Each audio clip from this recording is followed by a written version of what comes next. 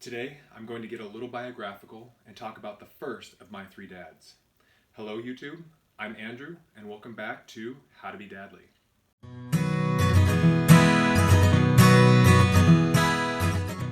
My mom was married 3 times. There are 3 men who hold the role of dad in my life. Each one has had an important influence on my life. I have learned important lessons from all 3 of them. I'm going to talk about them in the order of when I remember them. The chronological order is my biological father, Mike, followed by Bob, and finally by Gary. I'm going to start by talking about my dad, Bob. My mom met Bob not long after her and my biological dad, Mike, split up. I was about 3 years old or so. Bob lived in Montana, where he worked at a mine. He met my mom in a tiny town in Nevada, where she worked as a waitress at a local bar. I vaguely remember when she moved in with him. We were living with my grandparents at the time, and I had grown close to my uncle, who was just 9 months older than me. I remember being sad because my uncle and I were like brothers, and we were going to be moving far away.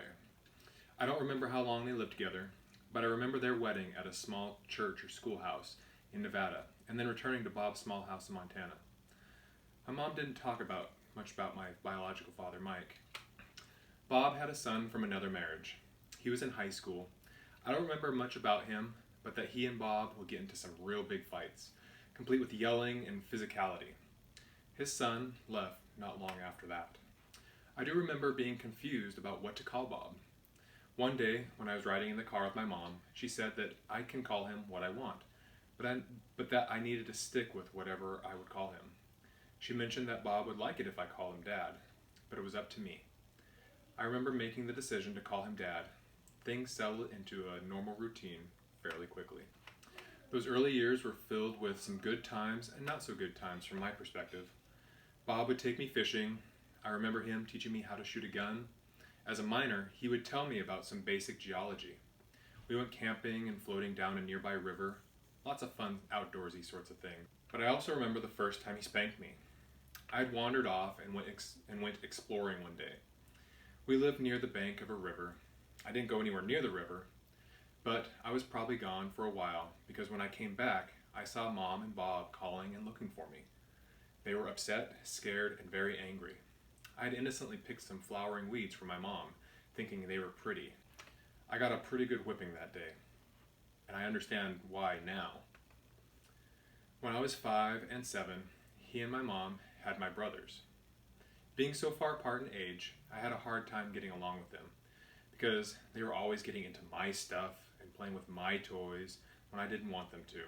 They were always messing my stuff up. Living in Montana, I remember winter snows and Christmases. We would often go into the woods and chop down our own tree. One Christmas morning, I remember my parents looking out the window and finding sleigh tracks from Santa. And lo and behold, a present had fallen out of Santa's sleigh. Being a small kid, I was a little disappointed that it was a present for my mom and not me. I didn't put together that my parents had a set of skis that they likely had put on and skied down a small hill that was on our property at the time, but it was still a very magical day. Summers, I was often outside with my BB gun that my grandpa had given me. Vacations were often spent in Nevada visiting Bob's parents' farm, where I would help out on the farm, play with my cousin, or just catch grasshoppers. One year though, when I was 8, we went to Australia. The mine Bob worked for was thinking about sending us there for a few years to get a site running. Unfortunately, those plans fell through. However, I was so excited to get an Australian accent. One of our favorite movies as a family was Crocodile Dundee. We did get to go snorkeling on the Great Barrier Reef, where I was overly concerned about jellyfish. On the boat ride out, we were told not to touch anything because things could sting you, and it wasn't too far from jellyfish season, so the only thing I focused on was jellyfish. As I was swimming around, a small manta ray came out of the sand, and the first thing that popped in my mind was jellyfish, and I hightailed it back to shore, swimming as fast as I could. You could almost visualize Bugs Bunny or Daffy Duck swimming through the water and then finally through the sand just to try to get out of the water. I did eventually get up the courage to go back into the water and had a fun time, and I developed a love for snorkeling and being in the water. We eventually moved into a larger house on a small farm where we raised pigs and alfalfa. I realized pretty early on that Bob and I didn't have a lot in common. I was a pretty sensitive child and pretty nerdy. I was really close to my mom, and it felt like most of my interactions with Bob were him assigning me chores or being overly critical of how I accomplished things. I yearned for closeness, but it never really came. Don't get me wrong, we watched movies and TV together. I did really well in school. I remember a few deeper conversations together. One was about some of the basics of trigonometry. Another was about the pitfalls of communism. Another was about his thoughts on the environmental movement.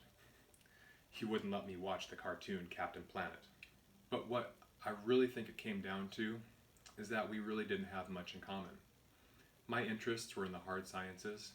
I didn't develop an interest in sports until later in middle school, and I was often content to be off by myself. He did teach me how to work hard. I would often have to shovel out the pig pens. I would move sprinkler pipes. I would often figure out how to do tasks by myself after he would assign something. But he and my mom were always at my games, always at my wrestling matches, and they were generally very supportive. From the vague stories I heard about his growing up years, his childhood was pretty hard. Though he loved his parents and siblings, I think that relationship only grew close after he had grown. I know he suffered from chronic pain, from some neck or back injury, and he overcame some substance abuse problems. We often didn't see eye to eye on things. I always felt he was too hard on me, what kid doesn't, and was too easy on my brothers. As I became more confident, I would stand up to him more. As I became a teen, I would usually avoid him. We had a couple of moves that threw my life into flux. During that time, I could tell that his and my mom's relationship was starting to deteriorate. We finally moved back to Nevada, and that was the time my mom made plans to end their marriage. I think she hadn't been happy for a while. She got a job and made plans for her exit. In between my sophomore and junior years in high school, they finally broke up. They had been married for 14 or 15 years. I felt sorry for him, but my mom and I both felt happier. My brothers were still pretty young, but I think the pressures of their deteriorating marriage had started to weigh on them a little as well. In the intervening years since then, my feelings have softened toward him. I have greater empathy toward him, even though I did have hard feelings toward him at the time. I think he tried his best. He just didn't have the tools to shore up some of his weak points. As I have become a father, I can see the other side a bit better. I want to provide a good life for my family.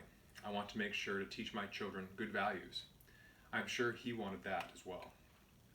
I realize I need to make an effort to be a part of my children's lives, to validate what they are interested in, even if I don't understand them myself. I think that helps draw my children into a closer relationship with me. When I don't do those things, I can sense them growing apart from me. When that happens, I become more irritable and find fault much easier. I recognize perhaps that was a weakness Bob may have had, and this isn't something I want to continue. But it can be really hard. The stream of life can make it very easy to just let things drift into disrepair and neglected relationships. So, do your best to resist that easy stream. Engage with your children. Let them engage with you. So what are some memories about a fatherly figure in your life? Share it in the comments. Like and subscribe, and I will see you again soon.